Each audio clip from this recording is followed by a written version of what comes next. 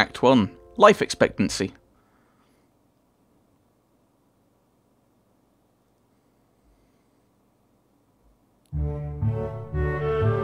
The gate looked far too pompous for what it was. In fact, gates in general seem to do that, but this one especially so. Rather grandiose. It's a shield. Ooh, an owl! So I'm guessing that's for Athena, goddess of wisdom. Sorry. Sidetrack. Red bricks, black wrought iron and grey plaster, assembled into a whole that didn't really feel welcoming at all. I wonder if it looked like what a gate for a school should look like, but couldn't really decide. Probably not. Of course, I didn't want to get stuck on thinking about the gate for too long, so I entered through it with a brisk pace that felt surprisingly good. Moving forward feels good. So I walked towards the main building of Yamako Academy with this brisk pace. I'm alone as my parents are taking my stuff to the dorms, and there's supposed to be someone waiting for me. The grounds are incredibly lush, filled with green. It doesn't feel like the kind of grounds a school would have, more like a park, with a clean walkway going past trees and the smell of fresh cut grass and all other park-like things. Words like clean and hygienic pop into mind. It makes me shudder. I shake them off. Stay open-minded now, it's your new life, you have to take it as it comes. That's what I tell myself. A few big buildings loom behind the leafy canopies, too big and too many for just a school. Everything seems off. It's different from what I thought I knew about schools. It's an uncanny valley. Even though I was told that this is my new school, in the back of my head it doesn't feel like one. I wonder if the feeling is real or caused by my expectations of a school for the disabled. Speaking of that, I don't see anyone else here. It's kind of eerie. It makes me wish there was somebody here so I could anchor myself to something tangible instead of having this feeling that I stepped into another dimension. The trees hum with the wind and the green hues flashing all around me catch my attention. It makes me think about hospitals again. How they say that the operating rooms are painted green because green is a calming colour. So why am I feeling so anxious despite all of this green? Only after I stand in front of the haughty main building, I surprised myself by realising why the gate bothered me. It was the last chance I had to turn back, even if I had no life I could return to. But still, after entering, there was absolutely no way I can go back anymore. Feeling nervous and with this realisation set in my head, I opened the front door. A tall man with bad posture notices me as I enter. We're the only people in the lobby, so it's only logical. You must be Nikki? Oops, right-clicked. Nake. So you are, excellent. I'm your homeroom and science teacher. My name is Muto. Welcome. We exchange a handshake that is neither firm nor sloppy, and he looks at his watch. The head nurse asked you for a brief check-in visit, but there's no time for that now. Oh, should I go later? Yes, afternoon is probably fine. We should get going and introduce you to the rest of the class. They're waiting already. Waiting for me? I don't really like being the centre of attention, but I guess it's inevitable in a situation like this. Somehow not knowing what is waiting for me makes me feel really nervous. Thinking of this, I almost miss what the teacher is saying. Do you want to introduce yourself to the class? Right. I was told, I probably should have said Glenn WH26 suggested this game. I thought I'd give it a shot. He suggested playing this and play like as kind of you would, which is kind of how I play most games. Do I want to introduce myself to the class? Not on my first day. I don't think I wouldn't. Like if I got to know people, I might be more tempted to do it, but I don't know anyone. So I'm gonna go why. Why? Do I have to? Of course not, that's why I asked. Right. Let's go then. My heart is pounding in my chest and it keeps me thinking about my condition as I follow the teacher up the stairs. The third door down the third floor corridor is marked as the classroom for class 3-3. Muto. I don't think that's right. Mutao? Mutao.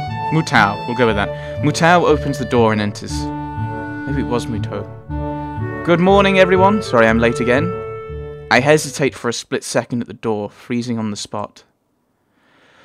Ah, get a grip. This is a big step, I know that, but there isn't any point to worrying so much about it, at least not this soon. I follow the teacher into the classroom and look around, partially so I won't have to meet the curious gazes of my new classmates. It's pretty spacious. The ceiling is unusually high, and there's lots of space left over around and in between the desks. An entire wall taken up by blackboards and high old-fashioned windows only make it seem larger. The students' desks are just standard wooden desks with a shelf underneath for books and wooden chairs with metal frames. Simple and efficient. I stop walking in front of the classroom and face the other students. They all look normal, like students in any other school, but then why would they be here? They're probably like me and have something wrong with them, only it's just not immediately obvious. Then I notice that one of the girls seems to be missing the thumb of her right hand. It's a little jarring. Despite the natural tendency to listen when someone's talking about you, I tune out the teacher's speech halfway through while he introduces me to the class. I notice a flash of dark hair and see that someone is looking at me. A girl with really long, straight hair that is pretty eye-catching. As she sees me looking back at her, she covers her face with her hands as if it will make her invisible. There is one boy with a cane leaning against the lockers at the rear of the class. It's weird seeing someone so young with a cane. Another girl seems to be making some weird hand motions. Sign language? She peers at me over the rim of her glasses, then goes back to whatever she's doing. She's kind of cute. So is the cheery-looking girl with pink hair sitting next to her. She's really hard to miss. I don't know how I didn't notice her the moment I walked in. Please welcome our newest classmate. He claps his hands and so does everyone else, except one girl in the first row, who has only one hand. I cringe a little, but hide it by bowing in thanks for this applause I did not deserve. After the applause, there's a brief silence that nobody seems to want to be responsible for breaking.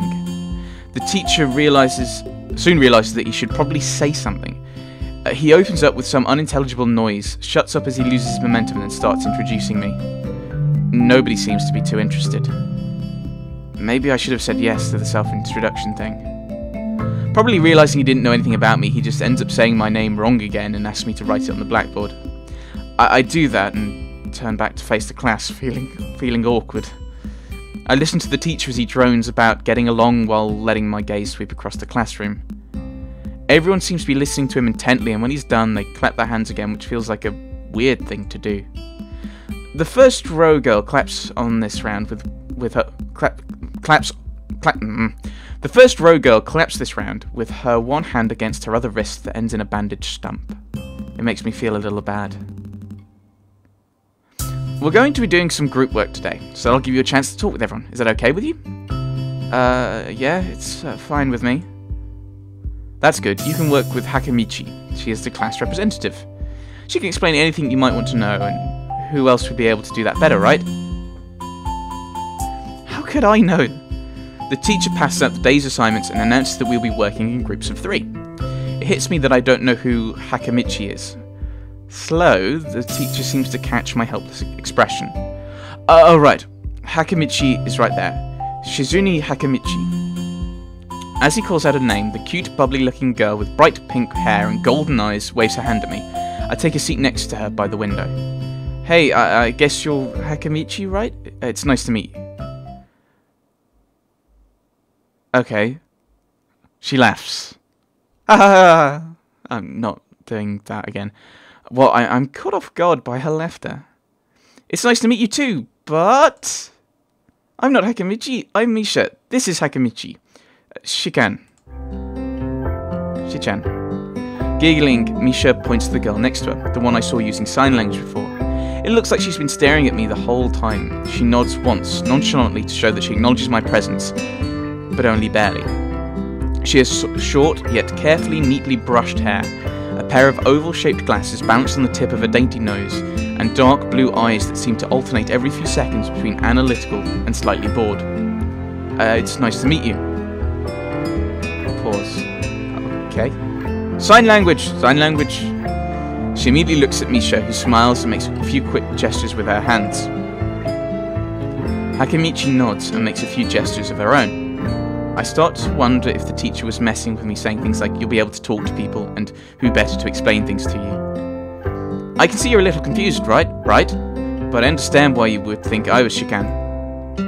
Is it Shik-chan? Or Shichan? Shikin?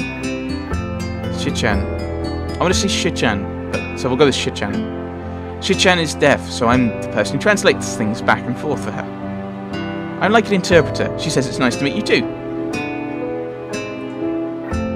You're the new student, aren't you? Well, Shichan, of course he is. If he wasn't, he would have been...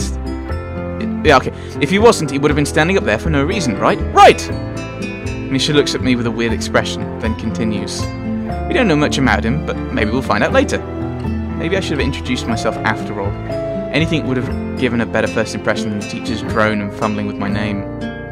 We knew there was going to be a new student, but we didn't know you'd be here today. So soon. Hichan, right? Hichan? Yep, it fits, doesn't it? Did I say it out loud? It's just a surprise. I've never liked that nickname. Is that part of Japanese culture? Hichan and Shichan? Ooh. Confused. I don't really see how. It fits. You look just like I imagined.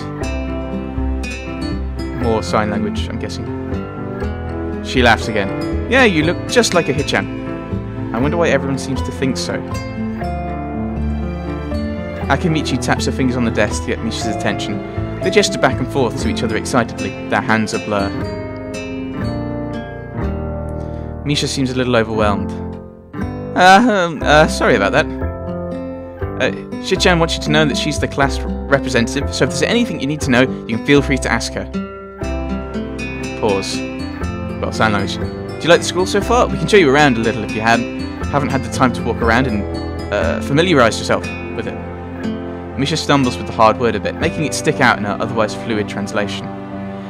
Thanks, yeah, that would be pretty helpful. I just kind of came straight to class today. Oh, angry face, angry face. She laughs. That's no good. You should always try to learn as much as you can about where you're going before you go there. Not just for school, either. Always, even if it's a trip to the convenience store. Right, Shichan? Again, laughter. Learn about where you're going? I guess I didn't bother to do that, or just didn't care enough to do so. I didn't look forward to this, even if I committed myself to go along with it. Anyway. I don't say anything, and Misha signs something that ends in a shrug. What was that? Seems like it was about me. I feel like slumping over in my seat. Both of them are smiling, but that shrug hit me unexpectedly deeply. You look down. You okay? Sign language. Don't take it the wrong way, please. I hate it when people are afraid to ask questions. That's how people learn things. Why asking? That's what people at work are saying. So, to me, that real life is interjecting itself. Asking for help is perfectly normal, as much as needing help. Stop looking like you just failed a test. Wahahaha! Maybe it's Wario.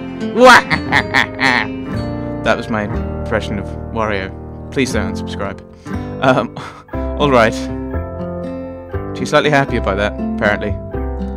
Another thing, you don't have to call Shikan something so formal like Hakamichi or class rep all the time. Just call her Shikan.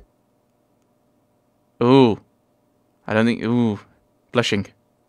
Okay, maybe that's too casual. Maybe Shizuni would be more appropriate.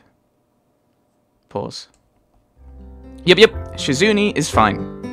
Hey, okay, that would be a lot easier for me. I feel a lot more at ease. Both of them seem so friendly, so I feel like an idiot for being so apprehensive earlier. Especially about Shizuni, who I assumed would be all business.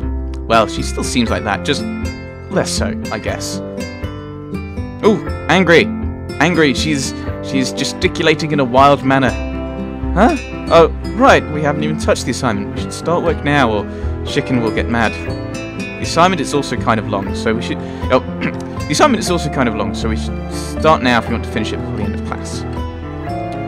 Yeah, that too. Oh, getting angrier. Shizuni glares at the two of us impatiently. I don't need to know sign language to understand that. Okay, I get the message. After class, we can take a walk around the grounds together. It's a nice day today. Okay? The assignment is actually very challenging to get through, combining aspects of being both difficult and unnecessarily long. Psst, Still, we finished a few minutes earlier than anyone in the class, despite our late start. Shizune and Misha are really capable. They're quite different, though. The class rep is as calm and professional as she looks, while Misha is a lot more playful and girlish, not to mention a little more easily distracted. To be honest, the two of them did most of the work. I kind of feel guilty about that. Ooh. Westminster chimes, and it's the half. Sorry.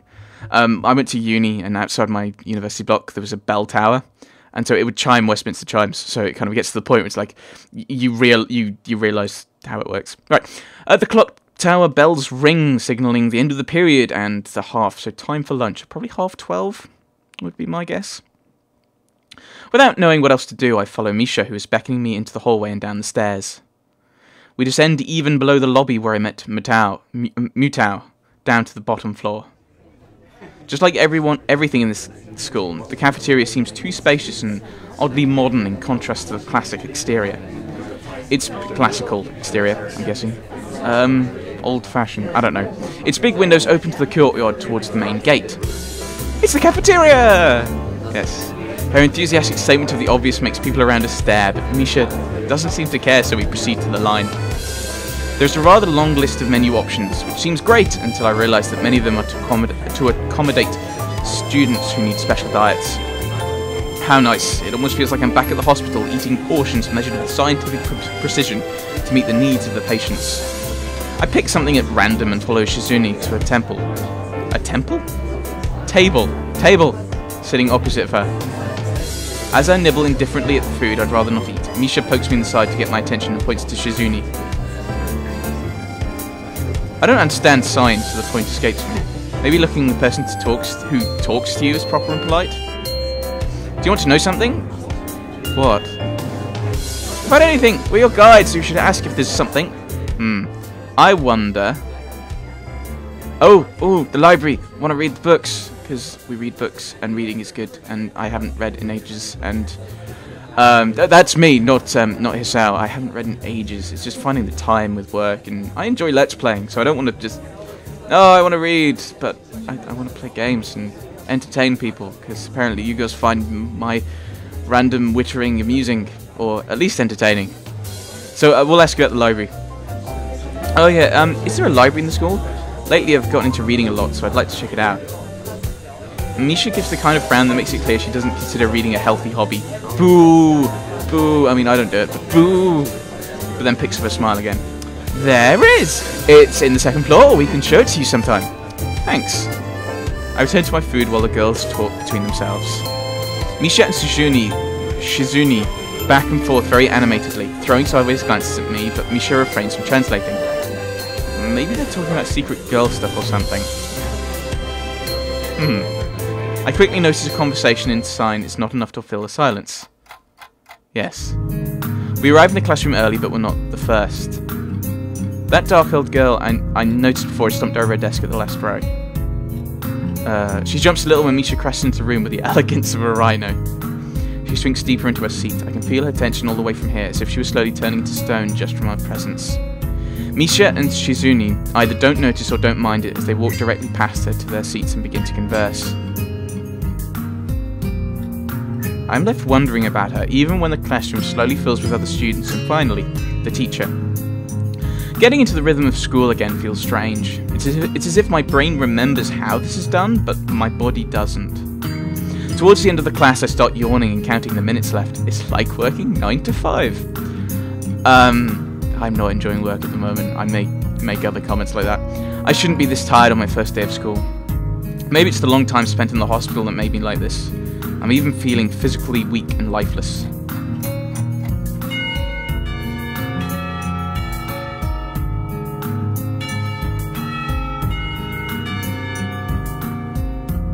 Oh, is it just the half? Okay, it's just the half, okay.